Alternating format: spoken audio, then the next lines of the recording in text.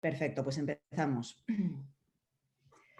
Buenas noches, buenas tardes a todos, colegas, amigos, amigas, estudiantes de Middlebury, antiguos alumnos de Middlebury, familia, porque ya después de varias semanas, la verdad es que algunas caras empiezan a resultarnos familiares. Bienvenidos a todos a la quinta conferencia del ciclo sobre memoria histórica y mujeres, organizado por las escuelas de Middlebury en España, Chile y Argentina. Esta noche tenemos el placer y el honor de contar con la presencia de Juan Pastene, colega, amigo, profesor y director de la Escuela de Middlebury en Chile, que desde el otro lado del Atlántico nos presentará el trabajo de la teórica cultural francesa Nelly Richard en torno a la memoria de la dictadura y la transición chilena. Juan, muchísimas gracias por tu tiempo y por tu generosidad participando en este ciclo de conferencias y por invitarnos a reflexionar a través del trabajo de Nelly Richard sobre el papel y el potencial que tienen la cultura y el arte frente a las dictaduras y posdictaduras. Ahora le cedo la palabra a Soledad Luque, profesora del programa de máster de Middlebury College aquí en España y coordinadora del ciclo, para que nos presente la conferencia de esta noche y nos hable un poco más sobre el profesor Pastene. Muchísimas gracias, Soledad. Pues muchísimas gracias a ti, Patricia, a Juan Pastene, nuestro compañero, a todas y a todos, mil gracias, como siempre, por acompañarnos. Hemos escuchado estas semanas pasadas realidades que fueron y que son consecuencia de regímenes dictatoriales del pasado, y lo hemos hecho desde Middlebury, España, Middlebury, Argentina, y hoy desde Middlebury, Chile. Algo que queremos destacar es que precisamente desde Middlebury, Chile, se trabaja el tema de memoria y derechos humanos de manera especializada dentro del programa de estudios de esta universidad, y donde tratan no solo la experiencia de la dictadura de Pinochet, sino también otros temas vinculados a comunidades indígenas, mujeres y medio ambiente. Los estudiantes tienen la gran oportunidad y la gran suerte también de desarrollar no solamente una experiencia, sino toda una vivencia dentro de este programa, y gracias a las prácticas también en reconocidas instituciones como el Museo de la Memoria y de los Derechos Humanos de Santiago, y otras instituciones también encargadas de preservar la memoria de lo ocurrido en Chile bajo la dictadura. Incluyen además visitas a lugares emblemáticos como parques memoriales o el Palacio de Gobierno, que fue bombardeado en 1973.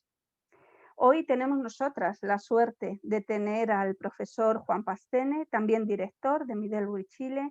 Es profesor de español, periodista, y se ha especializado en temáticas como diásporas, migración, literatura chilena y memoria a través de su formación de posgrado en McGill University y Pontificia Universidad Católica de Valparaíso, donde actualmente se encuentra cursando su doctorado en literatura latinoamericana.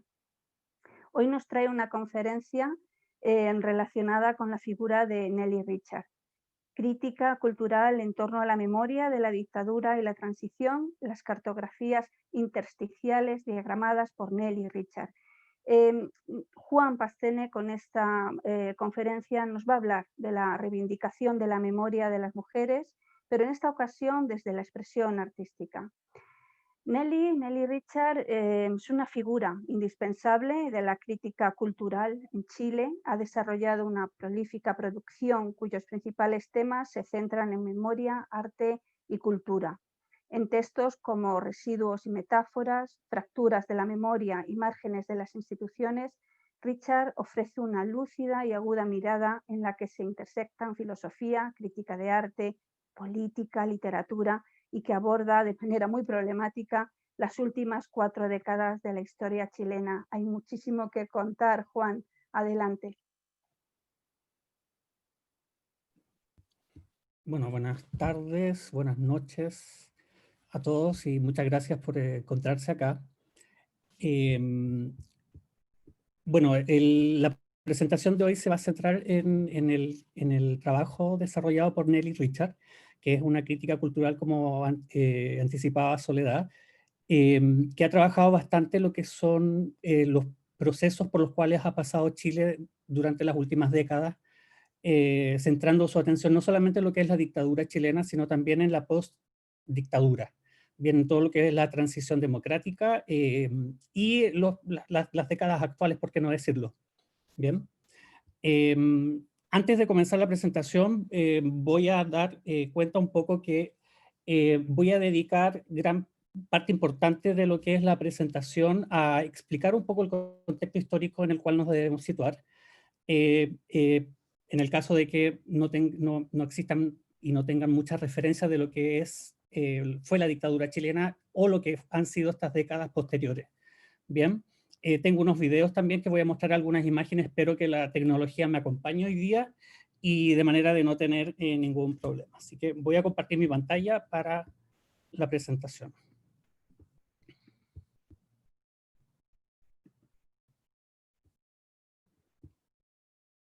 Espero que se vea bien, ¿sí?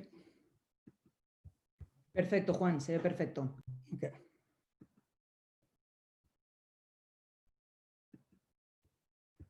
Oh, algo no.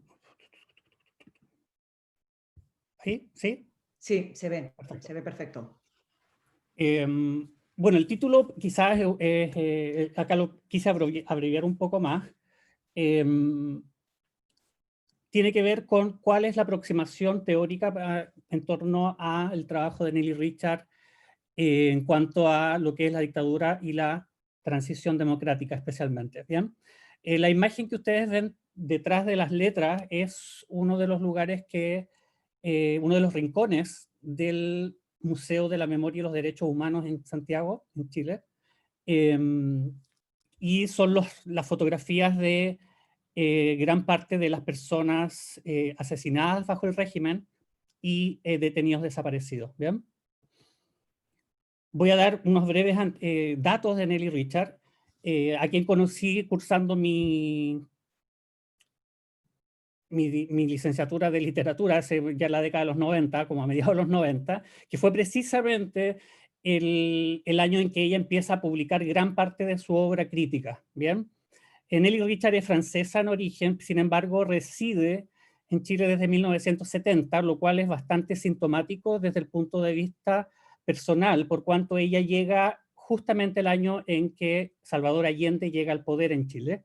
Bien, ella estudió letras modernas en la Universidad de la Sorbonne y en Chile funda una revista muy importante dentro del ámbito intelectual universitario, que es la revista Crítica Cultural. Bien, y otros textos como precisamente Residuos y Metáforas.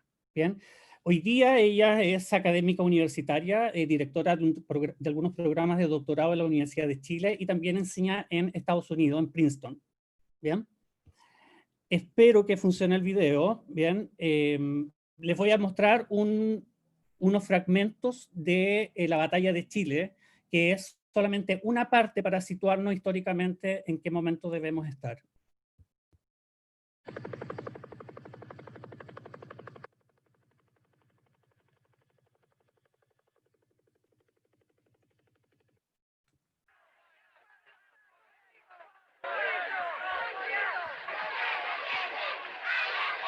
Frente a este pueblo movilizado, pero sin armas, va a entrar en acción el último recurso de la oposición y del gobierno norteamericano.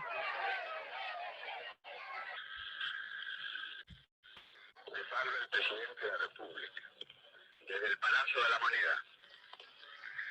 Informaciones consignadas señalan que un sector de la marinería habría aislado Valparaíso y que la ciudad estaría ocupada.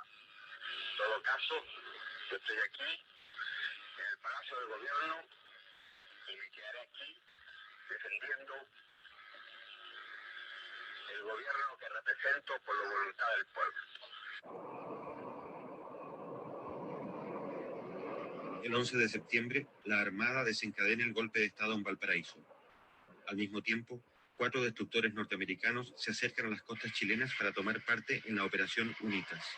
Estos mantienen contacto permanente con los golpistas.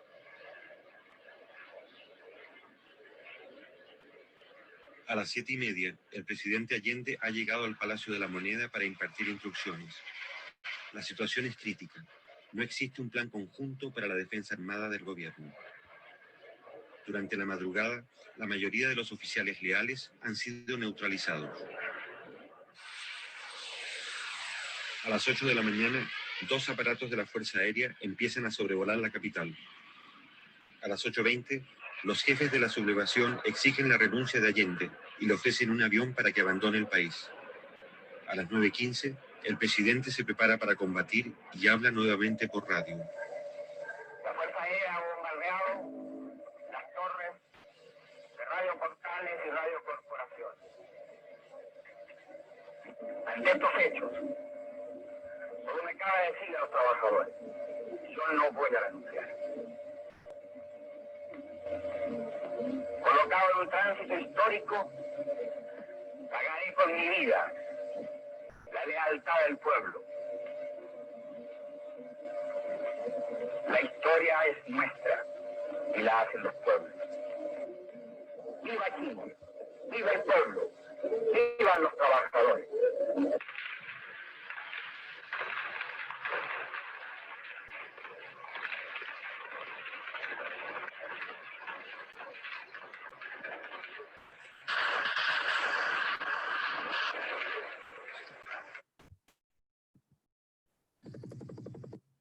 Bueno, anteriormente el título decía Revolución y Contrarrevolución, principalmente porque lo que hace Salvador Allende con su gobierno socialista, marxista, es precisamente una revolución a lo que son las directrices y las estructuras fuertemente consolidadas de la sociedad y de la política chilena. Su gobierno empezó en 1970, convirtiéndose en el primer socialista, marxista, elegido democráticamente en el mundo. Y obviamente su gobierno, como todos ustedes sabrán, fue interrumpido por un golpe militar encabezado por Augusto Pinochet, que era originalmente uno de sus hombres de confianza en las filas militares. Y el golpe se llevó a cabo precisamente el 11 de septiembre de dicho año. Con eso se rompe la tradición democrática, la larga tradición democrática de Chile, inaugurando un periodo oscuro en la historia reciente nacional, un periodo que mucha gente no anticipó que sería tan largo. Bien. Fueron 17 años de dictadura, una dictadura altamente represiva y una dictadura que significó el aislamiento del país de lo que sucedía globalmente, que significó también la ausencia de todo tipo de libertades y obviamente lo más triste significó la muerte de miles de chilenos y miles de detenidos desaparecidos. Ahora, ¿por qué hablamos de contrarrevolución? De contrarrevolución precisamente porque lo que intenta hacer Pinochet es precisamente revertir lo que es la revolución impulsada por Salvador Allende, que buscaba cambiar las estructuras de poder oligárquico, ¿bien? Y empoderar, obviamente, a la clase trabajadora, por ejemplo, ¿bien? Acá ustedes ven algunas fotografías del momento, ¿bien? En cuanto a la cartografía histórica que sucede posteriormente, estoy abreviando mucho, lo que viene después de 1988 es el plebiscito en el cual Pinochet realiza un llamado al país para ver si él seguía en el poder, porque él pretendía seguir por 8 años más en el poder, o bien si los chilenos no queríamos seguir con su mandato. ¿Bien? Obviamente la opción que ganó en este caso fue el no, fue una opción que significó el fin de la dictadura. Sin embargo, no debemos olvidar que cerca de un 43, un 45% de chilenos aún pretendía seguir con Pinochet. Por lo tanto, esto significaba una sociedad altamente polarizada. ¿Bien? La transición democrática se inicia en el mes de marzo de 1990, ¿bien?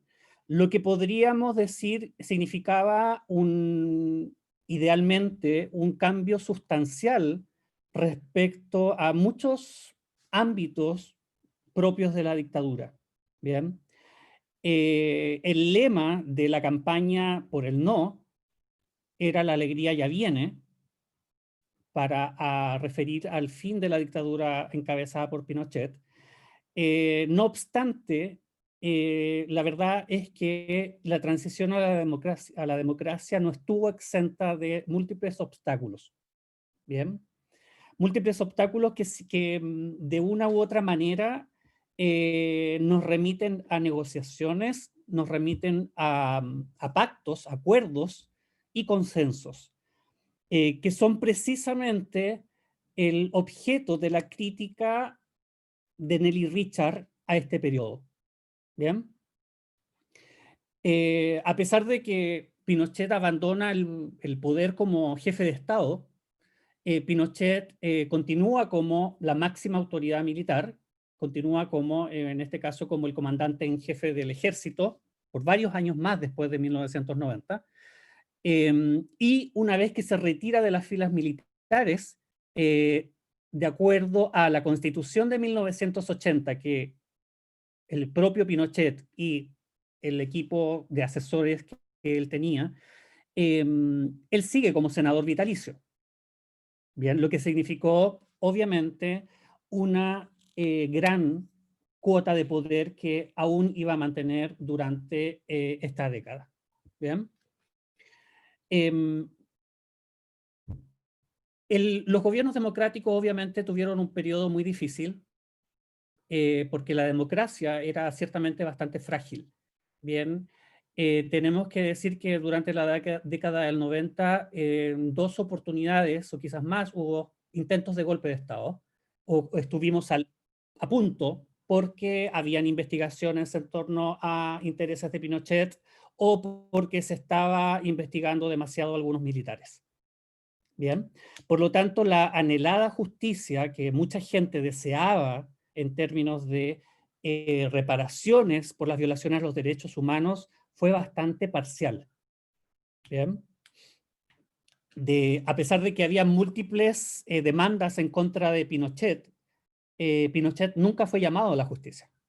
Sí fueron encarcelados algunos militares, sí fue encarcelado el jefe principal de la DINA, que era el principal organismo de inteligencia de Chile, Manuel Contreras. Sin embargo, Pinochet, a pesar de todas las demandas en su contra, nunca fue llamado a la justicia nacional. ¿Bien? Por eso, la detención de Pinochet en Londres, hacia fines de los años 90, fue una oportunidad en la cual la verdad es que había una pequeña ventana o alguna pequeña luz de esperanza para tener justicia en torno al principal responsable de la violación de los derechos humanos acá en Chile. Bien. Seguramente en España conocen la figura de Garzón, del juez Garzón. Él fue precisamente quien estaba llevando a cabo investigaciones de ciudadanos españoles que murieron bajo dictadura y que la justicia chilena no fue capaz de dar curso a esas investigaciones, por lo que Garzón, al saber que Pinochet estaba en Londres por razones médicas, manda una orden de captura internacional. ¿Bien?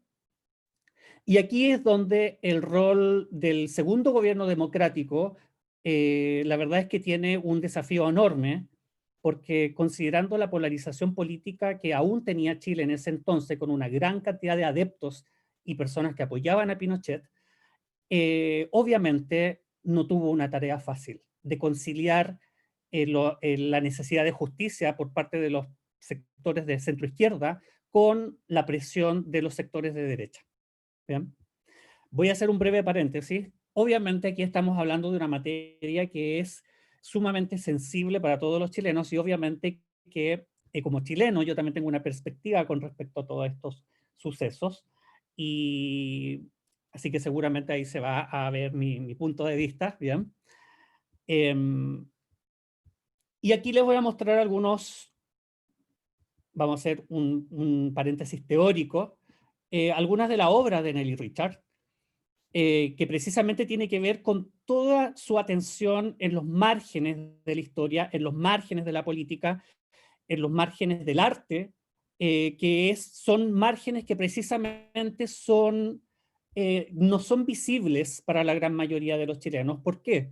Porque la política de la política de la transición democrática es una política basada en un discurso de reconciliación, en un discurso de consensos, de acuerdos que obviamente dejaban a un lado aquellas materias que aún eran muy complejas, especialmente aquellas relacionadas con derechos humanos. ¿Bien?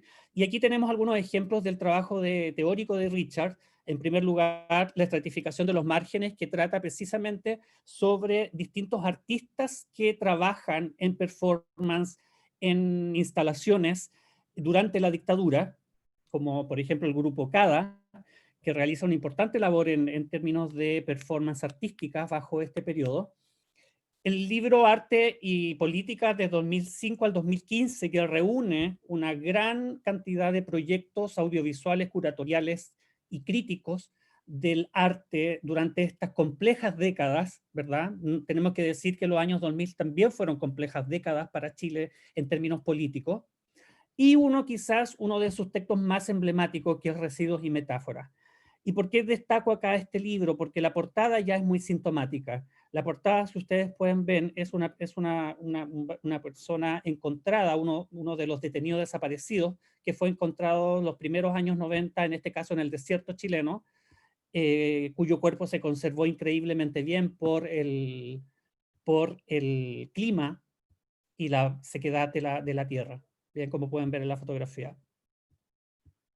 Y el trabajo de Richard se va a centrar principalmente en 3 zonas que son muy importantes y que son precisamente las más complejas y que son precisamente aquellas en las cuales ella va a cuestionar, va a enfrentar para visibilizar aquellos aspectos que fueron precisamente problemáticos para el mainstream político, para la clase dirigente política. ¿Bien? Acá tengo algunas fotografías. Esta es la fotografía que estaba en la presentación del Museo de la Memoria. Aquí ustedes pueden ver una marcha de mujeres cuyos familiares están en calidad de detenidos desaparecidos, muchos de los cuales aún hoy día, 40 años después de los sucesos, todavía no son encontrados sus restos. Y aquí una aproximación un poco más cercana a algunos rostros de personas que lamentablemente todavía están en calidad de detenidos desaparecidos. ¿Bien? Y aquí voy a tocar 3 puntos principales que tienen que ver con los puntos que toca Richard. Los gobiernos democráticos oficializan un discurso de la memoria que pretende apaciguar aquellas voces incómodas para el discurso progresista. ¿Por qué incómodas, entre comillas, incómodas con cursiva? Porque aquellas voces, por ejemplo, de grupos que buscaban una justicia reparatoria, no en dinero, no en gestos simbólicos, sino buscaban una justicia reparatoria en encarcelamiento para las personas responsables de asesinar y detener y de torturar personas, ¿verdad?, bajo la dictadura, fueron virtualmente silenciadas. No, obviamente, de una manera, podríamos decir, forzosa, pero sí durante los discursos políticos, durante los discursos mediáticos de los medios de comunicación. Estas voces son poco cómodas. ¿Por qué? Porque colocan un Chile que es más complejo, un Chile que de una u otra manera se va a confrontar con el discurso que precisamente va a privilegiar los primeros gobiernos democráticos, que es un discurso progresista, un discurso modernizador que busca posicionar a Chile dentro de la escena internacional económica. ¿Bien? En segundo lugar, se llevan a cabo algunos hechos y proyectos simbólicos, como por ejemplo el trabajo desarrollado por la Comisión RETIC en la Comuna Comisión de Verdad y Justicia, que durante el primer gobierno de Patricio Aylwin realiza una sumatoria y una investigación de cuántas personas murieron en Chile. ¿Bien? Oficialmente en Chile murieron alrededor de 3.500 personas oficiales, pero obviamente esos números son muy, muy variables, especialmente por la gran cantidad de personas que aún se encuentran en calidad de detenidos desaparecidos. ¿Bien? También durante el gobierno de Ricardo Lagos, socialista, que fue el tercer gobierno democrático, se lleva a cabo también un informe de la tortura, en la cual, el cual reúne los testimonios voluntarios de aquellas personas que quieren dejar registro de la experiencia de la tortura por la cual pasaron. También se desarrolla bajo la primera administración de Michelle Bachelet el Museo de la Memoria y de los Derechos Humanos. Bien, proyectos que por cierto son muy importantes para la memoria. Sin embargo, en materia de justicia es donde está la principal deuda.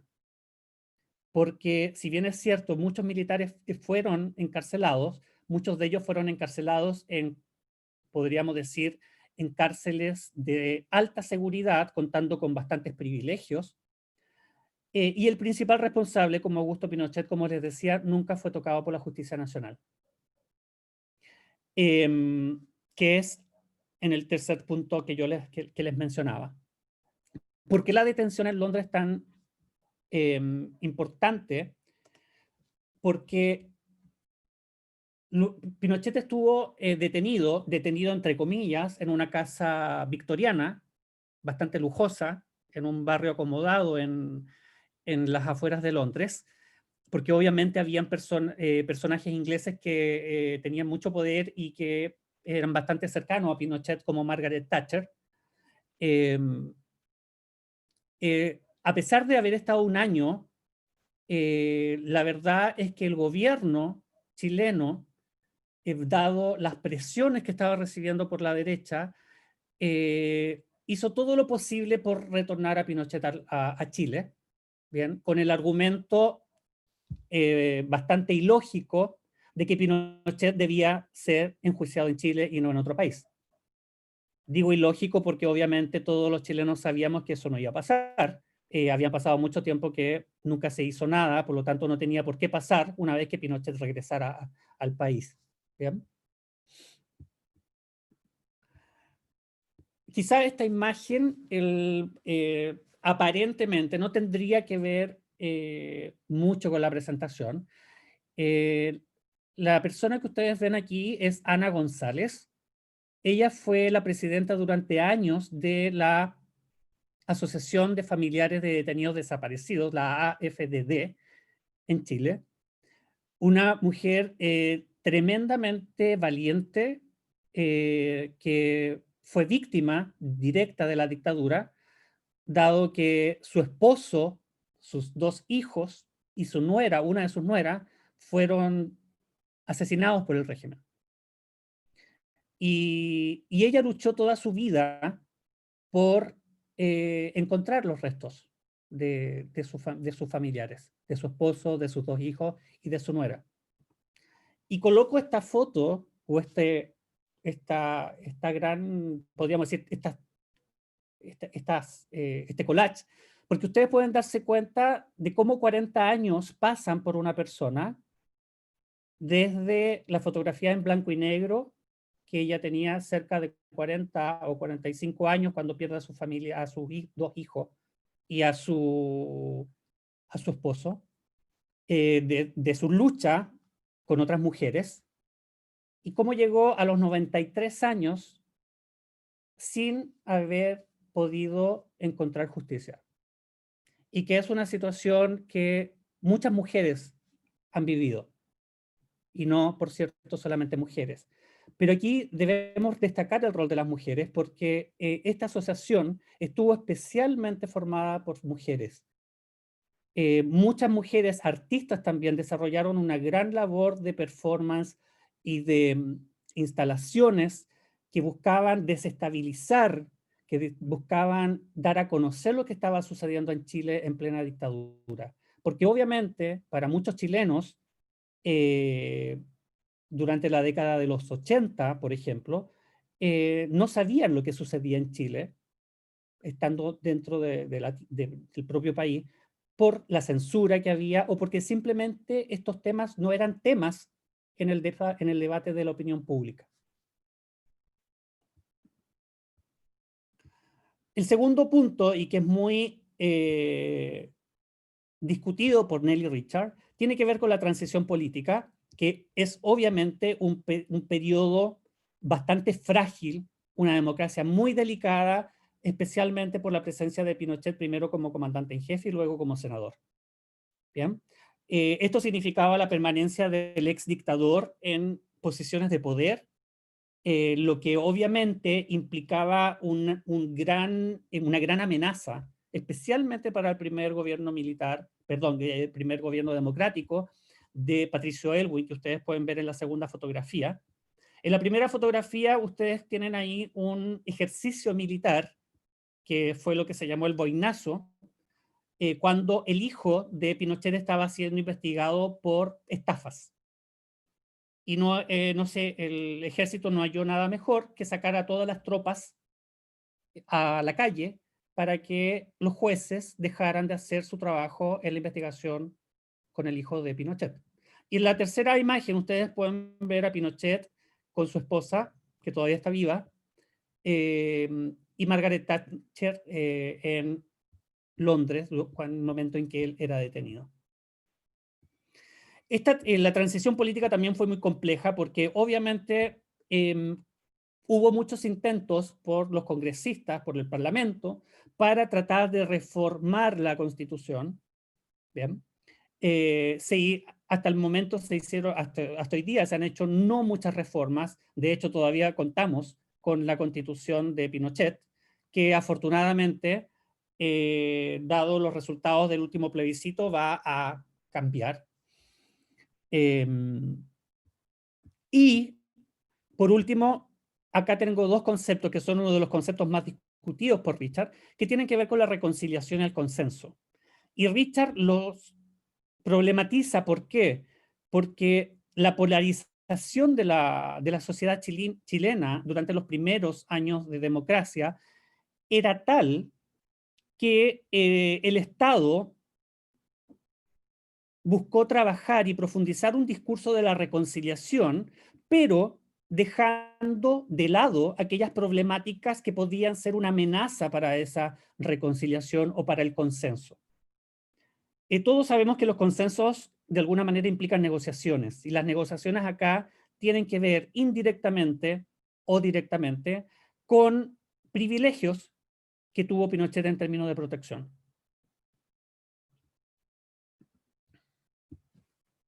Y un tercer punto, que seguramente ustedes han escuchado lo que ha sucedido en Chile desde el año pasado, en octubre, cuando se produjo un gran estallido social en nuestro país, y que habla precisamente de esto, de una desigualdad social y económica, que el discurso de la modernización, este discurso del Chile exitoso en Latinoamérica, trataba de, obviamente, ocultar.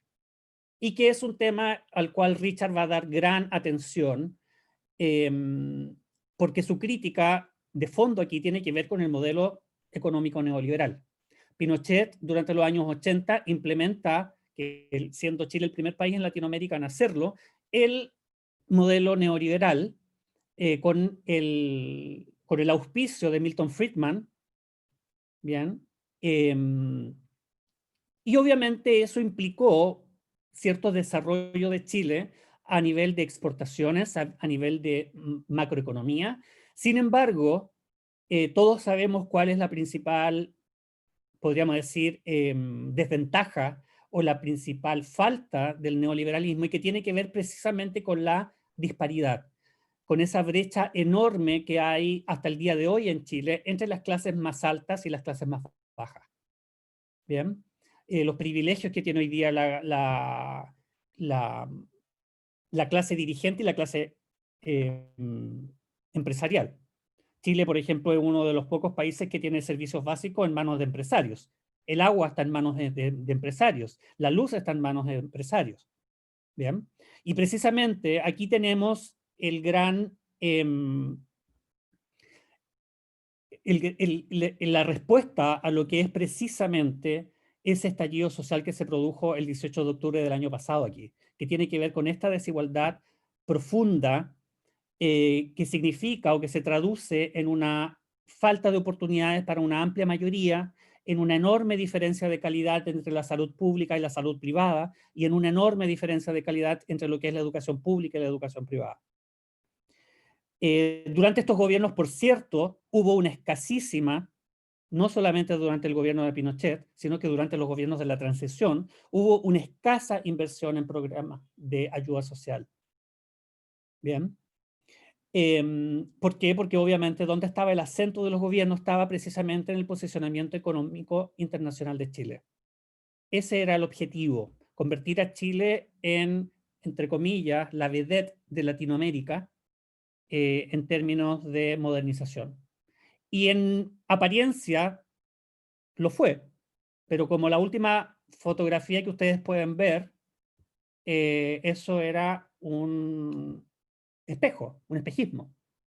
Porque tras esa modernización que significaban barrios lujosos, edificios, rascacielos, obviamente había una enorme pobreza.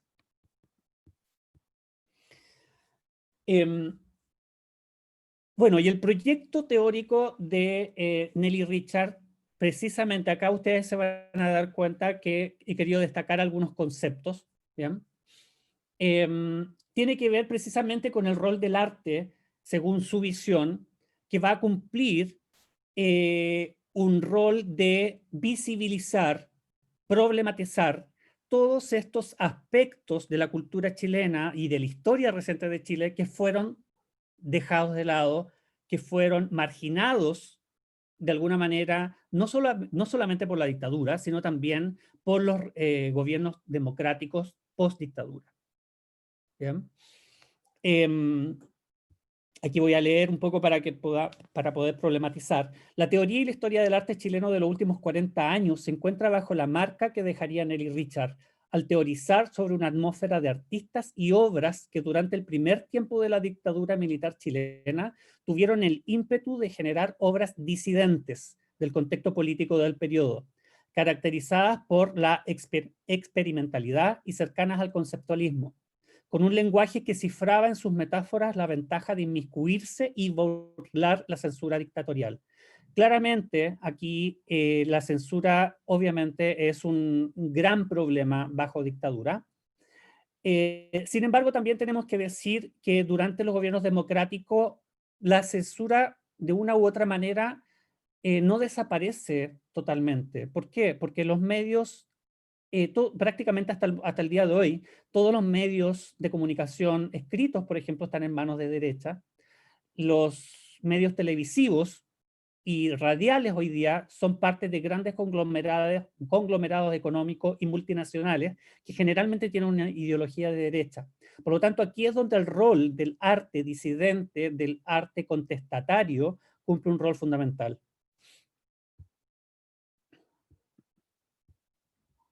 Aquí les voy a dejar unos minutos con la propia voz de Nelly Richard.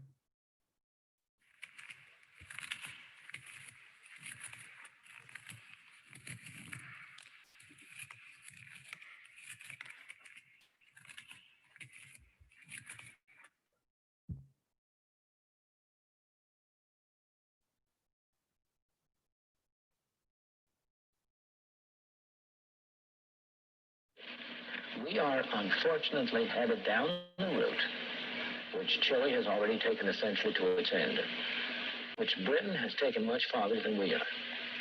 Now, I hope we still have time to avoid it, but we will not avoid it unless the people of this country recognize the danger and take very difficult and important steps to set a limit on the extent to which they are going to permit government to interfere with their lives. El concepto de dislocación se centra en la memoria histórica, las fracturas y descalces a partir de los procesos políticos y sociales que se han producido en Chile.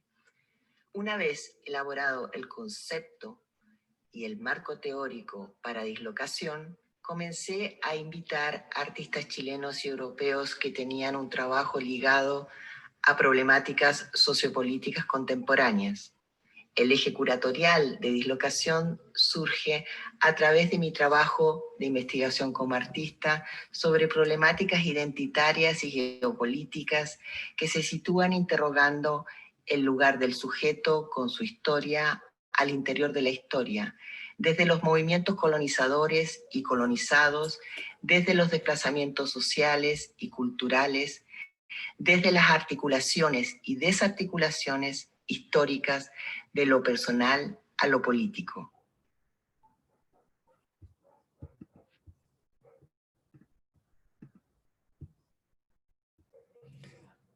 Bueno, otro de los temas de atención de Nelly Richard tiene que ver, obviamente, con temas de género. Y especialmente ella estudia, y gran parte de su obra se ha centrado en la asimetría que hay precisamente entre la producción artística masculina y femenina en términos de los fondos concursables en disposición. ¿Cuántos fondos concursables en plena democracia premian a hombres? ¿Cuántos fondos concursables premian a mujeres? Y las diferencias enormes que hay allí. Una diferencia y una asimetría que obviamente también se replica en el ámbito político y que gradualmente, solamente en las últimas décadas, podemos decir, ha ido un poco mejorando el equilibrio, podríamos decir, a pesar de que obviamente la mayoría de los parlamentarios en Chile son hombres. ¿Bien? Richard también señala ahí que de alguna manera la crítica de estas obras, ¿verdad? Y la segunda cita tiene que ver con ello, de una u otra manera tiene como objetivo ese modelo de dominación económica del neoliberalismo. ¿Bien? Por cuanto esa dominación económica es la que explica la exclusión social a la cual tienden una parte importante de la población chilena y una parte importante también de la vida cultural. Tenemos que decir aquí que la vida cultural no es un ítem de gran importancia en los presupuestos que los gobiernos, todos los últimos gobiernos han dado hoy día.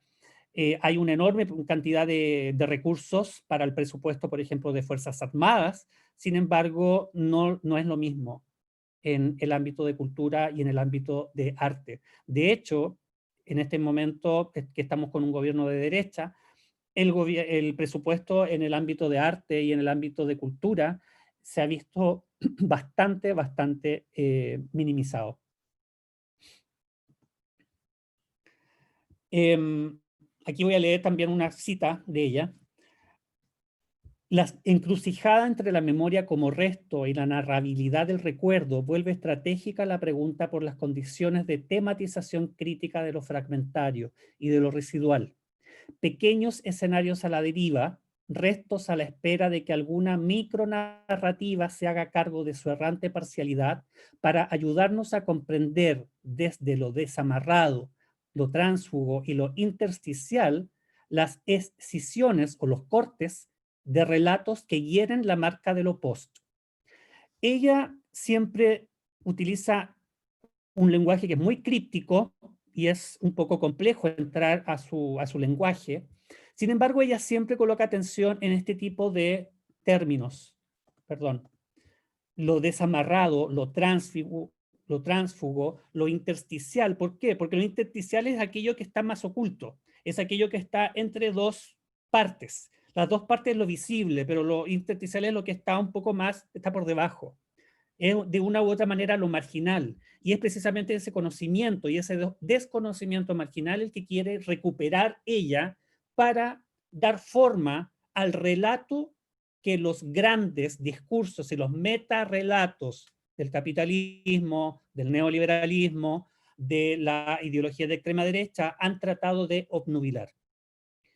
De una u otra manera, lo intersticial, lo inconexo, lo fragmentario conforman una base para la configuración de una poética de la memoria. Y es que la memoria precisamente se convierte, a fin de cuentas, en uno de los, obviamente, objetos de estudio más significativos para Richard. Y aquí voy a finalizar con dos, de alguna manera, reflexiones propias a partir un poco del trabajo de ella. Richard rescata los discursos y las voces marginales, es decir, aquellos que han quedado silenciados bajo la capa no solo del discurso de la reconciliación propio de la transición democrática, sino también del proyecto modernizador sistemáticamente impulsado y reproducido desde el Estado. A través de una mirada que privilegia lo fragmentario y aquello que reside en los bordes y los márgenes de los discursos institucionalizados, Richard ha ofrecido a través de su trabajo intelectual un lúcido mapa social y cultural que claramente discrepó del enfatizado por el mainstream político, económico y mediático. Sin embargo, a partir del estallido social ocurrido en Chile en octubre de 2019, ha quedado de manifiesto la agudeza y la pertinencia de su mirada en torno a lo marginal y lo intersticial, es decir, todo aquello que buscaron ocultar y maquillar los últimos 30 años los discursos del poder institucional. Y aquí voy a terminar con, dado que estamos hablando de memoria, bien, voy a terminar con un acto cultural muy simbólico. Esto es en 1990, en un acto que celebra el regreso de la democracia a Chile, y es la cueca del baile nacional de Chile, y esto se llama la cueca sola porque la bailan las mujeres de detenidos desaparecidos. La mujer la baila con su esposo ausente o con su hijo ausente. Soy hermana de Nicomés II Toro Bravo, esposa de Enrique Rivera, de Nieto Morales Saavedra, y madre de Soy hermana de Roberto Torres Aravena, detenido y desaparecido desde el 13 de octubre de 1973.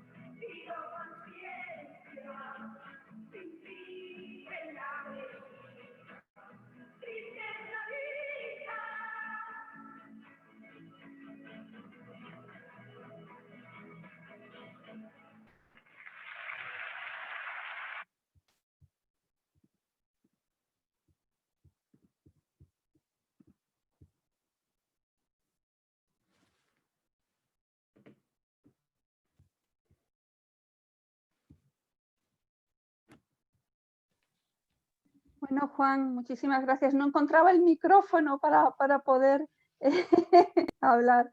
Muchísimas gracias, Juan. A mí me emociona escucharte algunos conceptos, algunas cuestiones que también aquí, ¿no? hemos vivido en España. Mientras llegan las preguntas, sí que quería reflexionar contigo, ¿no? sobre estas cuestiones de pactos, acuerdos, consensos en las transiciones, ¿no? de dictaduras a democracias, que aquí también las vivimos y que también, bueno, allí en Chile fueron objeto de crítica de Nelly Richard desde el arte, y como también aquí, ¿no? en España, esa anhelada justicia que esperábamos las víctimas y en la sociedad, ¿no? Gran parte de la sociedad pues, se vio frustrada precisamente por esos pactos, esos acuerdos, estos consensos en Chile, en España y bueno, que a día de hoy todavía, 40 y pico años después de las primeras elecciones democráticas todavía hay una ley de amnistía que del año 77 precisamente que impide la investigación y el enjuiciamiento de los crímenes de la dictadura y que muchísimos sectores de la población la consideran casi una ley de punto final, ¿no? Bueno, en cualquier caso, a mí me ha resultado realmente muy interesante esta parte artística desde donde se hace esa reivindicación de la memoria, ¿no?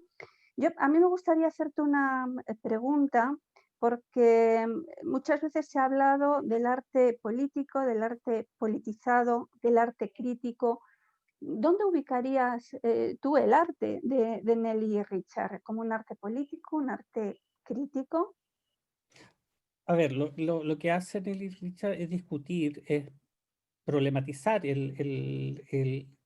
los distintos trabajos desarrollados por distintos colectivos, distintas artistas que están presentes en la escena performativa nacional.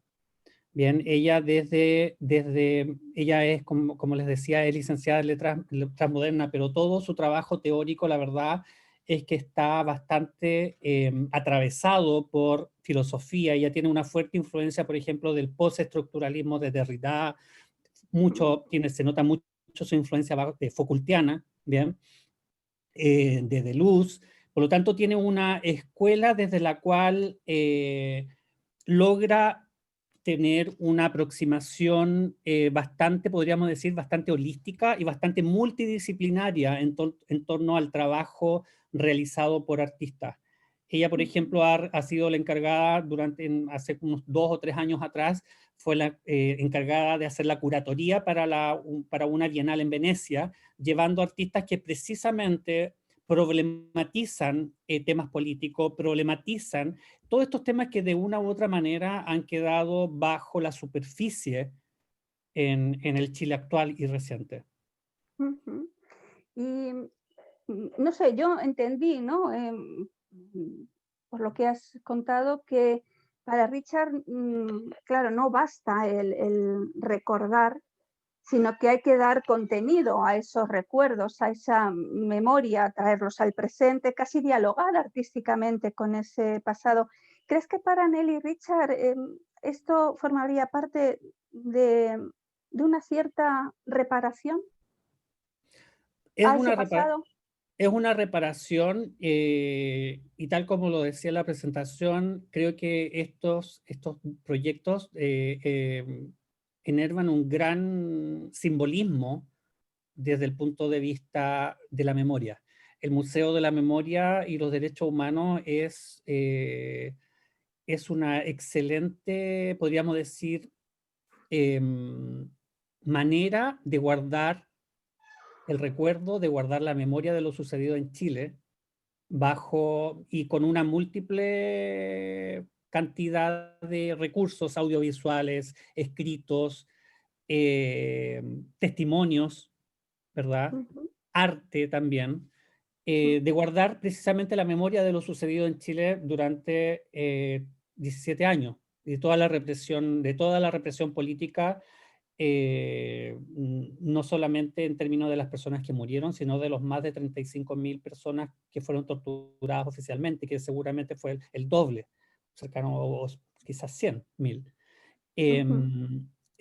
Como les decía, todavía hay muchas personas que aún no son encontradas, cientos de personas que aún no son encontradas. Por lo tanto, el Museo de la Memoria sí sirve para ello. Sirve para, en el fondo, dejar un registro de lo sucedido. No obstante, creo que faltó más en el ámbito de la justicia. Hoy día, a partir un poco de lo que celebrábamos en Chile la semana pasada, que es precisamente los chilenos elegimos un cambio de constitución. Uh-huh. y lo que voy a decir es una visión muy personal, muchos chilenos también eso significaba la caída de Pinochet. Para mí, lamentablemente, no significa eso. Para mí, lamentablemente, Pinochet se fue de este mundo sin pagar lo que tenía que pagar. Y eso ya fue. Sí, Y eso precisamente es lo que esperaban miles de chilenos con el retorno a la democracia y que lamentablemente no fue posible. sí, Cuando Pinochet muere en el año 2006, hay dos imágenes que son absolutamente antagónicas. Por un lado, una gran cantidad de chilenos y chilenas llorando la muerte de Pinochet. Aunque ustedes no lo crean, todavía hoy día hay adeptos y personas que justifican a Pinochet. Y por otro lado, cientos de miles de personas celebrando con champán la muerte de Pinochet.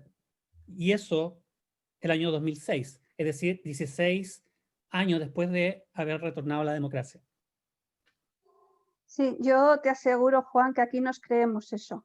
Nos lo creemos totalmente, porque aquí también, no en el 2016, en el 2020, tenemos a 52 diputados de la extrema derecha en el Congreso de los Diputados y todavía hay gente absolutamente nostálgica del dictador. Claro, claro que nos lo creemos, ya lo creo.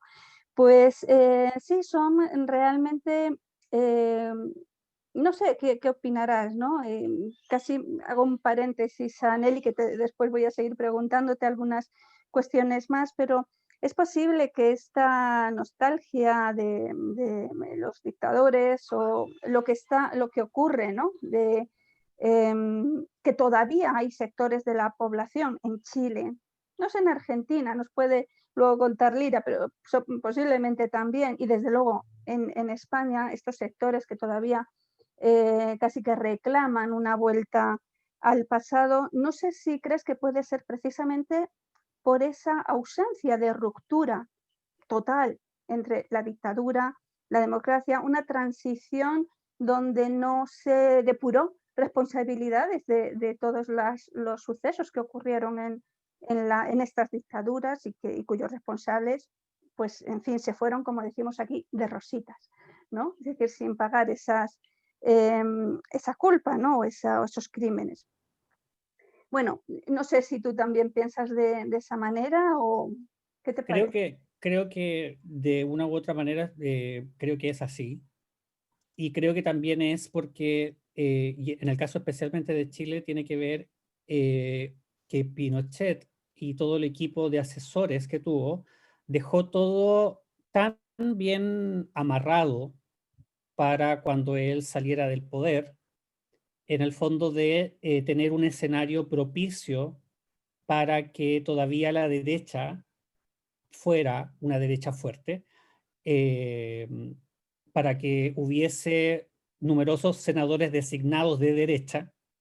El propio Pinochet fue senador designado porque, de acuerdo a la Constitución, señalaba que él cuando saliese como comandante en jefe del ejército, él sería senador vitalicio, y eso también tenía que ver con mantener de una u otra manera su protección ante la ley, porque para poder ser llevado a la justicia tenía que tener una acusación constitucional por parte del Parlamento, un Parlamento que claramente todavía tenía un gran apoyo de la derecha. Por lo tanto, creo que tiene que ver un poco con no haber, con lo que dices tú, Soledad, que tiene que ver con no haber zanjado bien los temas.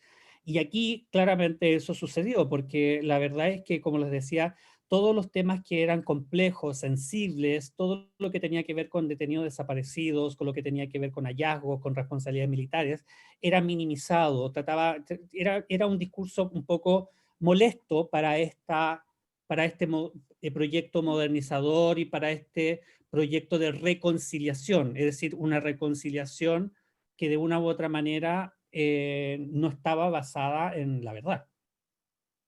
Claro, es que el término reconciliación en sí mismo es un término, en fin, bastante complejo, ¿no? Porque ¿qué es la reconciliación entre víctimas y victimarios o realmente, como decía el relator por la verdad, la justicia y la reparación, el actual relator Fabián Salvioli, que decía, bueno, la verdadera reconciliación es la que tiene que propiciar el Estado haciendo justicia para que la sociedad se reconcilie con un Estado en el que pueda volver a creer, ¿no?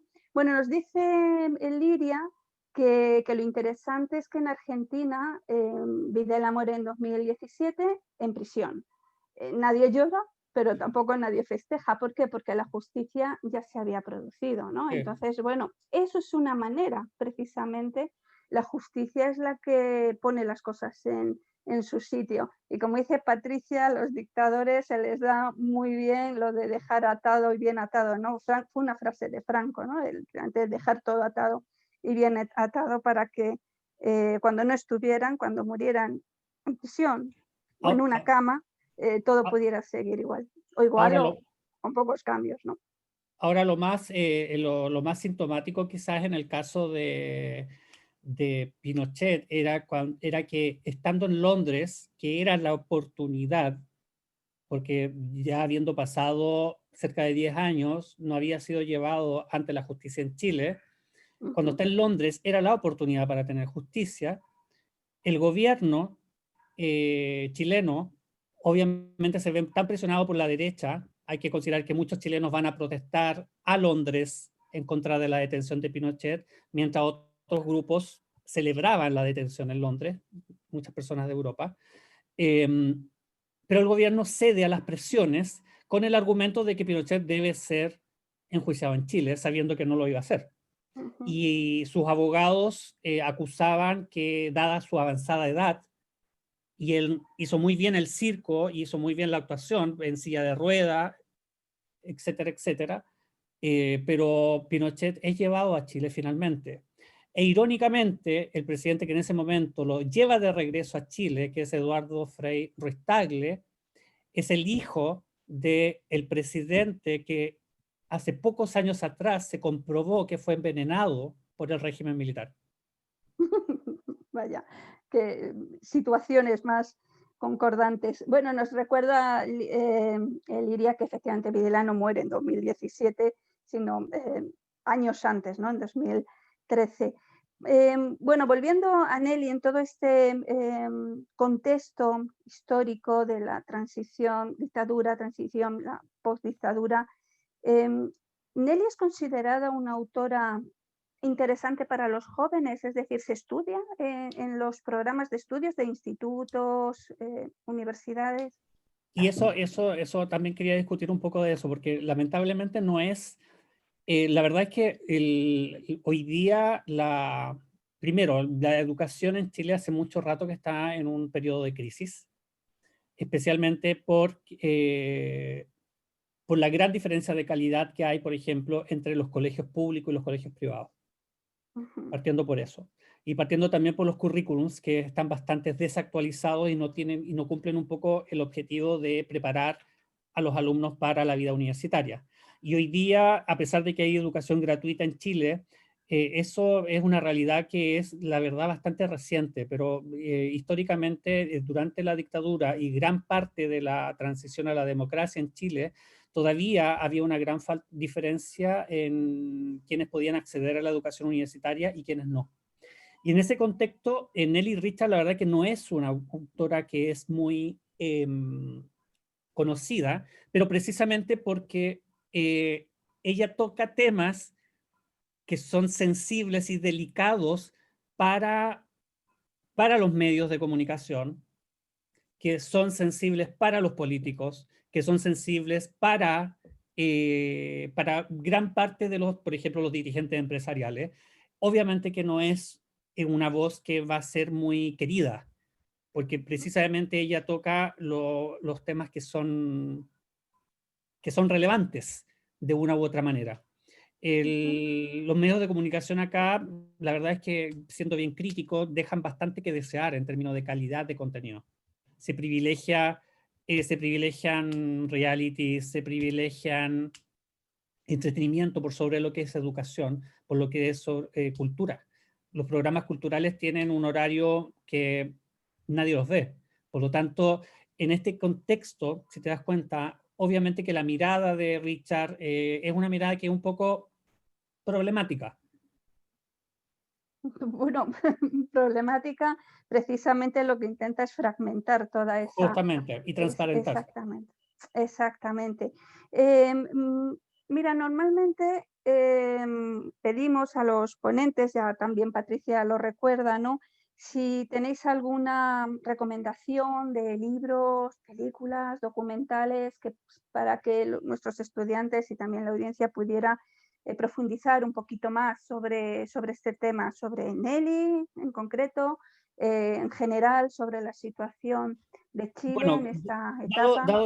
Dado que gran parte del trabajo de ella se centra en lo que es la época de la dictadura y la postdictadura, es decir, las primeras décadas de los años 90, los primeros años de la década 90, creo que es muy importante el trabajo que desarrolla Patricio Guzmán.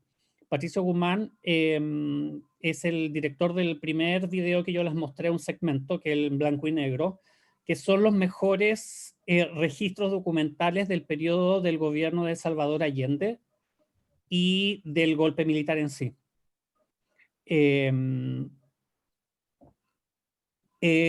un registro muy único porque la verdad es que uno puede darse cuenta de cuál era el ambiente que se vivía bajo el gobierno de Allende, con toda la crítica y con todas las distintas visiones y posturas que uno podría tener en torno al gobierno de Allende. Y por otro lado, la oscuridad del periodo de la dictadura. ¿Ya? Pero él también desarrolla, tiene 3 documentales que son hermosos, que son Nostalgia de la Luz, El Botón de Nácar y La Cordillera de los Sueños, o de los deseos. También. Sí. Y son documentales que tienen que ver precisamente con la memoria, que es de una u otra manera el gran tema detrás de lo que es la obra crítica de Nelly Richard, que tiene que, de alguna manera, ella trata de dejar registro, dado que no hay registro en el discurso masivo, aunque no lo creas, acá en los colegios es muy pequeño el segmento o la atención de las clases de historia a lo que es el periodo de la dictadura. Por lo tanto, de una u otra manera, el trabajo crítico de ella trata de llenar ese vacío, pero llenar de ese vacío de una manera bastante crítica, no de una manera suave, sino de una manera crítica y que lo enfrenta totalmente. Claro, eso es precisamente lo que hace que no esté, vamos, casi seguro en los centros de estudio, ¿no? Es curioso porque estas similitudes, hay muchos comentarios, Juan, en el chat relacionados con esto, ¿no? Con esta similitud que vemos entre esta transición chilena, la nuestra, en cómo tampoco los libros de historia reflejan en la actualidad lo que ocurrió en el pasado, que en definitiva siempre decimos, ¿no? El pasado nunca es pasado, es algo muy presente y algo que como no se deje claro, zanjado y ha investigado y con la justicia por delante, pues será algo que no podamos resolver tampoco en el futuro. Entonces, bueno, yo creo que tu presentación ha hecho un recorrido estupendo por los últimos años de la transición, dictadura, últimos años, la transición en Chile. Nos ha recordado mucho lo que aquí sucede, lo que sucedió y lo que sigue sucediendo.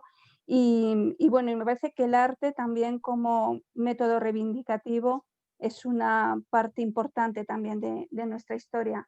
Pues te damos las gracias, Juan, si quieres hacer algún comentario al respecto o nos despedimos. Muchas gracias por la atención y por haberse dado el tiempo. Yo sé que en España, especialmente para las personas de España, es muy tarde. Así que muchas gracias por haber estado en esta oportunidad. Muy bien, Patricia. Muchísimas gracias a ti, Juan, que aunque aquí es tardísimo, la verdad es que ha merecido la pena. Has hecho un recorrido en tan poco tiempo muy claro y muy riguroso. Te lo agradecemos. Gracias a todos por acompañarnos esta noche, esta tarde. Y bueno, os esperamos el próximo jueves, que será además nuestra última conferencia del ciclo y será a las 8 de la tarde en España. 8 de la tarde noche, 2 de la tarde en la costa este de Estados Unidos. La presentación que se titula Herramientas para la construcción de la memoria colectiva de las mujeres y el franquismo, los archivos de memoria digitales. Así que os esperamos a todos el próximo jueves. Hasta entonces, buenas noches y cuidaos mucho. Gracias. Buenas noches. Buenas noches. Buenas noches.